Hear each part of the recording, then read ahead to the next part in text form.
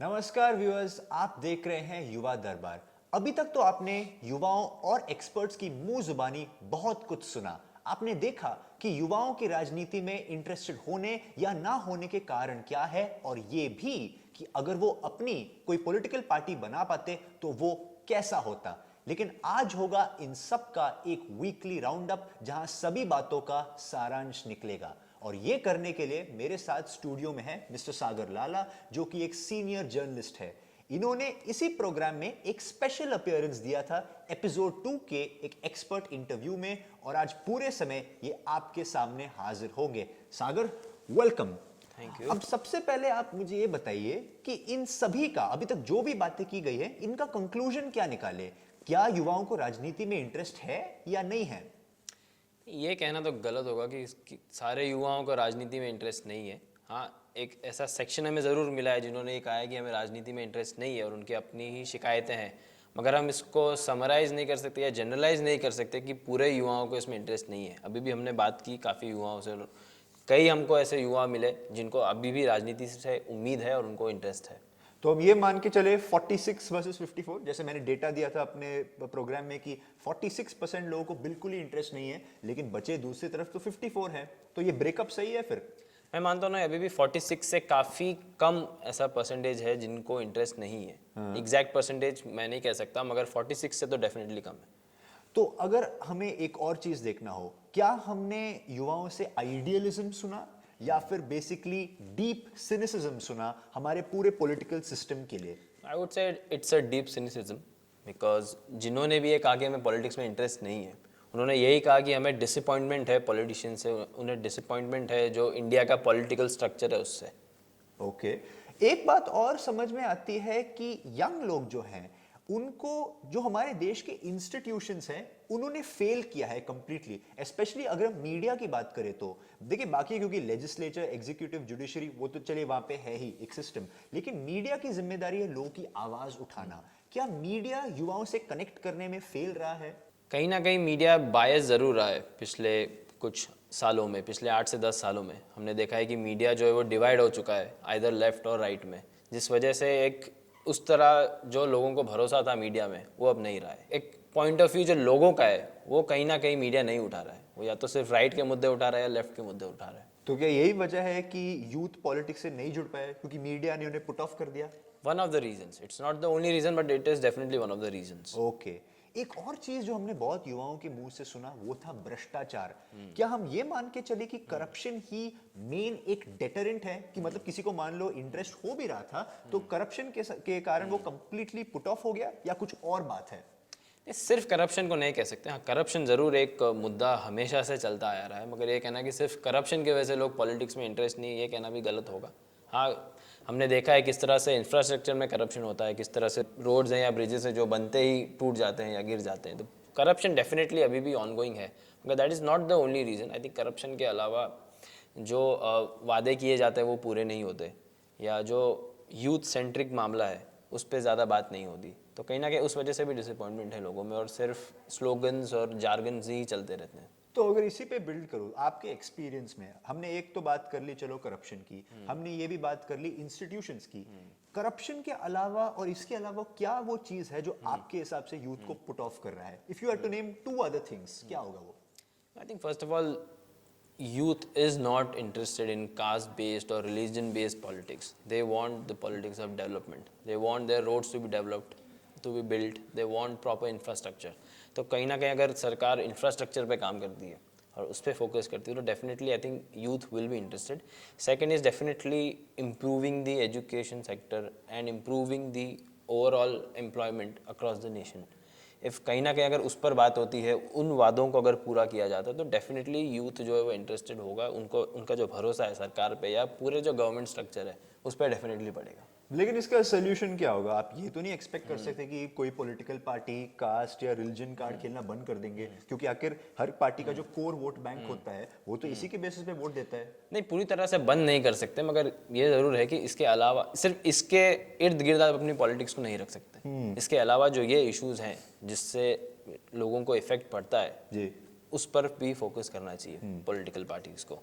इससे ही जुड़ा देखिए बड़ा एक इंटरेस्टिंग पर्सपेक्टिव है यहाँ पे। क्या यंग इंडियंस जो ओल्ड स्टाइल पॉलिटिक्स को क्या वो रिजेक्ट कर रहे हैं, यानी कि जो ओल्ड आइडियल्स भी होंगे क्या उसको रिजेक्ट कर रहे हैं, और अगर कर रहे हैं तो क्या वो आइडियल्स हैं, आप हमारे व्यूअर्स को बता सकते हैं? डेफिनेटली, जैसे मैंने कहा कि जो ओल्ड स्टाइल पॉलिटिक्स थी, that was more about caste, it was more about on one और two issues only, but now the youth wants change, they want their roads to be clean, they want proper infrastructure.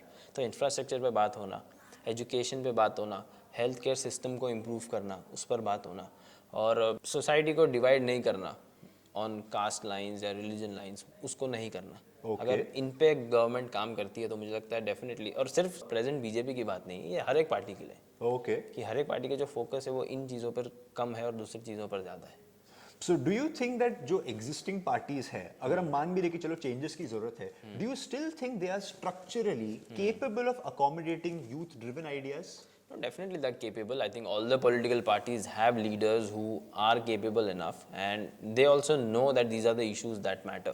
So ऐसा नहीं है कि capability नहीं है, but कहीं ना कहीं वो capable लोगों को ऊपर आना होगा, और जो लोग ऊपर है उन्हें भी इन चीज़ों को समझना होगा that they now need to come out of this, and they need to focus on development based politics. Okay. एक और चीज देखिए, हमने लोगों से सुना कि सिर्फ वोट देने से क्या होता है। That by the way I must say is very important ladies and gentleman. एक डेमोक्रेसी सिर्फ एक इलेक्शन तक लिमिटेड नहीं होता कि आपने जाके वोट दे दिया, आपका डेमोक्रेटिक राइट यूज किया। A democracy is about how you preserve all the different institutions in the country, as well as how does the government ensure performance for the 5 years. तो यही एक सवाल है। हमें तो लग रहा है कि यूथ को ऐसा लगता है कि voting alone is not enough to create change, मतलब उनकी वोट की कोई कीमत नहीं है उनके हिसाब से। क्या लगता है इस पे आपको? Voting is just one part of it.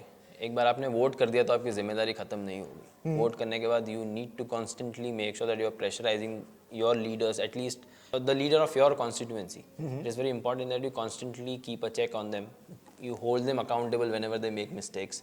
तो कॉन्स्टेंटली आपको करते रहना होगा। सिर्फ वोट देने से, 5 साल में एक बार वोट देने से आपकी रिस्पॉन्सिबिलिटी खत्म नहीं हो जाती है। इससे देखिए क्या है कि बहुत लोग हमने ये भी सुना जो इंटरेस्टेड थे, हम उनको नकार तो नहीं सकते। So has politics in a way become something which the youth they talk about it but they don't want to participate in it? You can't generalize and say that nobody wants to do it. I mean, there are still so many colleges where you see नहीं, but हमारे data के हिसाब से सिर्फ 11% youth किसी भी political party को join करना चाहेंगे। ये हमने एपिसोड 3 में देखा था। क्या लगता है आपको? वो बात तो करते हैं लोग उसके बारे में, लेकिन एंगेज नहीं करना चाहते, क्यों? joining is one thing, joining politics is one thing, but despite that, one can still remain politically active by constantly participating in other activities. One can stay active by just holding the government accountable. You know, we talk about silent voters. We talk about voters who just vote once in 5 years and they disappear. तो वो disappearance नहीं होना चाहिए. One should be constantly active. One should be an active citizen. तो ज़रूरी नहीं, अब हर कोई पॉलिटिक्स नहीं ज्वाइन करना चाहेगा जी, बट जो ज्वाइन कर रहे हैं उनमें से भी लोग ऐसे निकलने चाहिए जो उन मुद्दों पर बात करें जिनकी ज़रूरत है बात करने की। अब देखिए, अभी शुरू से सवाल जवाब का खेल तो मेरी तरफ से चल ही रहा है, लेकिन ऑन पॉपुलर डिमांड, क्योंकि आप पहली बार एक प्रॉपर अपीयरेंस कर रहे हैं इस प्रोग्राम पे, आपके मन में भी कोई अगर सवाल है जो आप हमारे व्यूअर्स के सामने रखना चाहेंगे? मीडिया से रिलेटेड सवाल रखना चाहूँगा कि जो जर्नलिस्ट है अभी के, are they amplifying the youth voices और merely using them as sound bites? जी नहीं, देखिए मेरे हिसाब से जो मीडिया है, जैसे मैंने कहा, वो एम्पलीफाई नहीं कर रहा यूथ की आवाजों को। यूथ क्या, जो आम नागरिक है उनकी आवाज को एम्पलीफाई नहीं कर रहा। Media specially when it comes to television is just in this TRP game. उसकी वजह से हो क्या रहा है ना, आप टीआरपी की रेस में लगे हैं, असली मुद्दों पर आपका ध्यान है ही नहीं। आपने कब लास्ट किसी भी टीवी चैनल पर प्रॉपर डिबेट देखा हो on issues like even inflation and unemployment, जो सबको इफेक्ट करता है, चाहे वो यूथ हो या बुजुर्ग? सो आप कह रहे हैं कि जो टीवी डिबेट्स होते हैं वो irrelevant है और they are not touching upon the topic that affects youth? Absolutely. Youth, मैं वही तो कह रहा हूँ, यूथ छोड़िए, किसी भी आम आदमी के जो मुद्दे हैं वो उठा ही नहीं रहे उसको। सिंपल सा, किसी पार्टी ने के नेता ने एक किसी को ये बोला, किसी ने वो बोला, सेंसेशनल टॉपिक्स वो बस उठा रहे हैं और उससे अपनी टीआरपी बढ़ाने की कोशिश कर रहे हैं, but there is no connect with the youth and anyone's life. But अगर इनकी टीआरपीज बढ़ रही है तो ये शोज देख कौन रहा है? क्या युवा इसको नहीं देख रहा है, और is it the other group that is watching it? नहीं, ऐसा है, यूथ नहीं देख रहा। आप डेटा को गौर से अगर देखेंगे तो youth in very large numbers has shifted to the digital platform. Digital platforms पे आपने देखा होगा ज्यादातर यूथ जो जेनजीज हैं वो उनको देखना पसंद करते हैं. द प्रॉब्लम इज सिंपली कि TV channels, news channels in particular have lost that connect with youth. ये जो लोग देख रहे हैं they would be a certain target audience जो कहीं और मतलब जो इन दैट सेंस ज्यादा उम्र के लोग होंगे जो ट्रेडिशनली टीवी व्यूअर्स रहे हैं, but they are not adding anything new. और द फैक्ट, जैसे हम सुबह डिस्कस कर रहे थे और मैं आपसे बात भी कर रहा था इस बारे में, कि डिजिटल मीडिया का टेलीविजन को ओवरटेक करना in terms of viewership should be a wake up call for television. आपने मुझसे पूछा ओल्ड स्टाइल पॉलिटिक्स के बारे में. अगर कोई नई पॉलिटिकल पार्टी आती है तो आपको क्या लगता है किस तरह की पॉलिटिकल पार्टी सरवाइव करेगी इंडिया में? देखिए, जितने भी हमने एपिसोड्स किए थे आपने देखा आइडियलिज्म तो साफ साफ सुन ही रहा था कि हमें इंटरेस्ट नहीं है ये कास्ट में, रिलीजन में. ये कहना आसान होता है लेकिन ये करना बहुत ही मुश्किल है. क्योंकि इंडिया जैसे देश में अगर आपको कोई पार्टी चलानी है ना तो आइडियोलॉजी मैटर्स. आइडियोलॉजी जो है it has to be something on what you think about the idea of India. You can say हम डेवलपमेंट पे बात करेंगे, that's fine, but where do you stand on contentious issues, especially facing the idea of India? क्या सोच है आपकी? आप उसको इग्नोर कर ही नहीं सकते. तो अगर यूथ अपनी एक पार्टी बनाएंगे, I think they would be very moderate when it comes to their ideology. चाहे वो लेफ्ट लीनिंग हो चाहे राइट लीनिंग हो. Is development or is uplifting youth not the idea of India? देखिए, that is one of the ideas of India. लेकिन जो main when we talk about idea of India is ना, it is about how you see constitutional issues. जैसे मान लीजिए secularism है.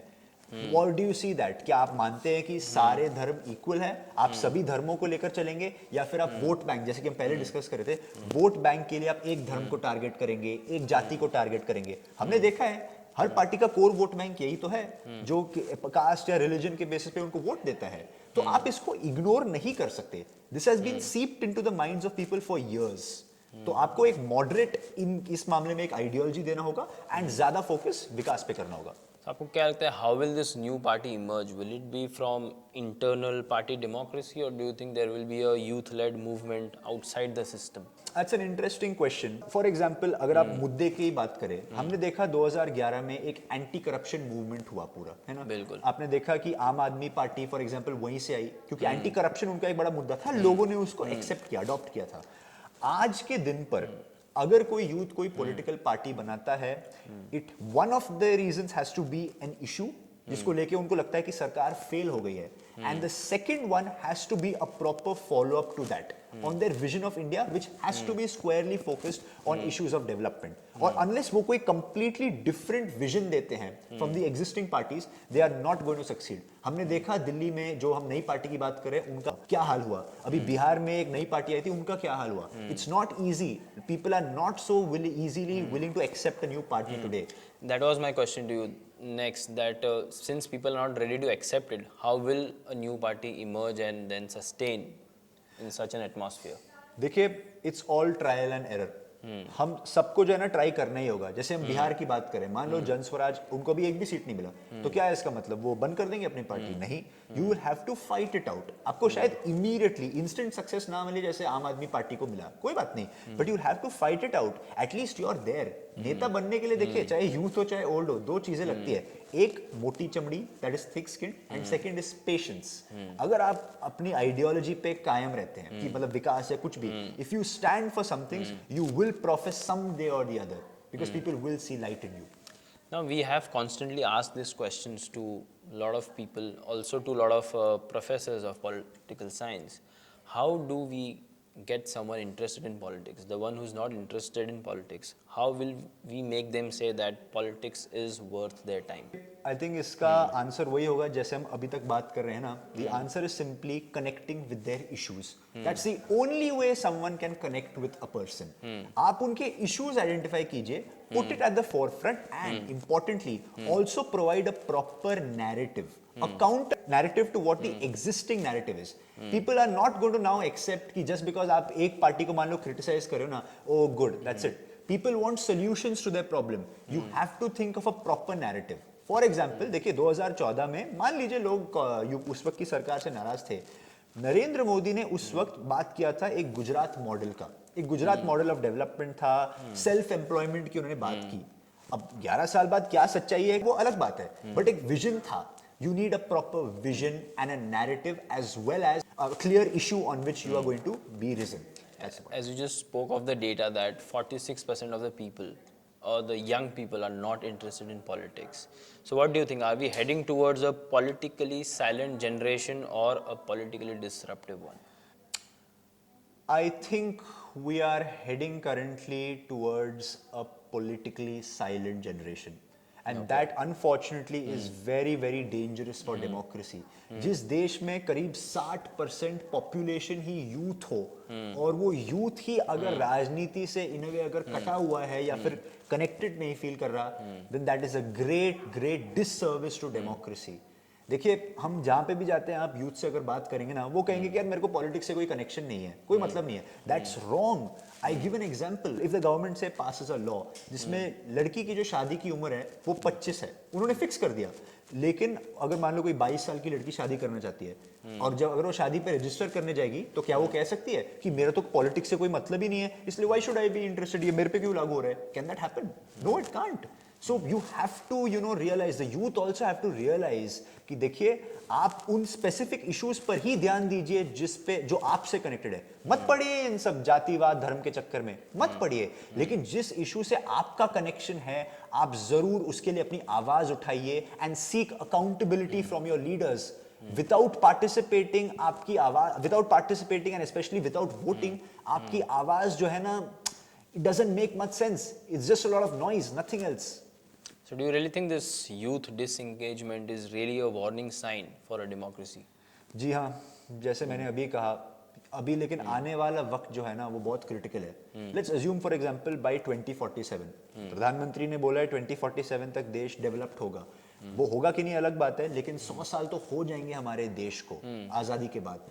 This is a critical juncture. The next 22 years, इसमें अगर youth participation नहीं बढ़ा तो फिर भले ही हम एक विकसित देश बनेंगे लेकिन सही मायनों में विकसित कभी नहीं बन पाएंगे. Without the participation of youth and the youth flourishing, it is impossible for any kind of proper developed country to happen. चलिए, हमें पूरी उम्मीद है कि युवा ना सिर्फ पॉलिटिक्स में अपना इंटरेस्ट दिखाएगा बट एक काफ़ी हद तक चेंज ला पाएगा. और जिस तरह आपने कहा कि India by 2047 has to become a developed nation, तो उसमें युवाओं का अगर योगदान होगा तो वो सबसे बड़ा होगा. लेकिन मैं एक ही चीज़ देखिए जाने से पहले मैं इस चैनल के माध्यम से ज़रूर ये बात कहना चाहूँगा कि देखिए वोट करना जो है वो आपका हक है. सिर्फ हक नहीं बल्कि आपकी ड्यूटी है हम सब की. तो जब भी इलेक्शन हम आते हैं ना, हम देखते हैं कि यार बहुत लोग कहते हैं कि छुट्टी है यार, मुझे क्या करना है इलेक्शन से, मैं तो छुट्टी मार लूंगा. नहीं, आपने देखा होगा स्पेशली इलेक्शन के टाइम पे जो गरीब है उनके अंदर हर बार वो एक जोश भरा रहता है. इलेक्शन जाते वक्त उम्मीद होती है उनमें कि कोई सरकार अगर आएगी तो वो मेरी जिंदगी 5 साल में बदलेगी. ये हमने देखा जब हमने ग्राउंड रिपोर्ट्स किया है. इसी तरीके से कोई मुद्दा अगर होगा ना, उससे अगर युवा जुड़ पाए तो युवा भी ऐसे होंगे who will actually be very eager to go out and vote and participate in the democratic exercise in the world's largest democracy. Right. वरना मुझे यही लगता है कि आने वाले टाइम पे as I said every Indian, हर भारतीय की यही कामना है कि हमारा देश विकसित बने जैसे कि इन्होंने कहा. लेकिन अगर ऐसा बनना होगा तो हर section of society, women, farmers, everyone and youth, everyone, every section of society has to contribute. It's not going to be development for youth, but youth-led development also. Exactly. That is very important going forward. तो I think हम युवा दरबार के माध्यम से यही appeal करना चाहेंगे इस देश के सभी युवाओं से कि आप जरूर किसी ना किसी तरीके से राजनीति से जुड़े, राजनीति में अपना इंटरेस्ट दिखाएं, क्योंकि अगर आप जुड़ गए तो आपकी भी जिंदगी जरूर बदल सकती है. तो आज के लिए बस इतना ही दोस्तों. उम्मीद है आपको ये एपिसोड पसंद आया हो. अब से बहुत जल्द आपसे मुलाकात होगी फिर से. तब तक के लिए स्वस्थ रहिए, सुखी रहिए. Thank you.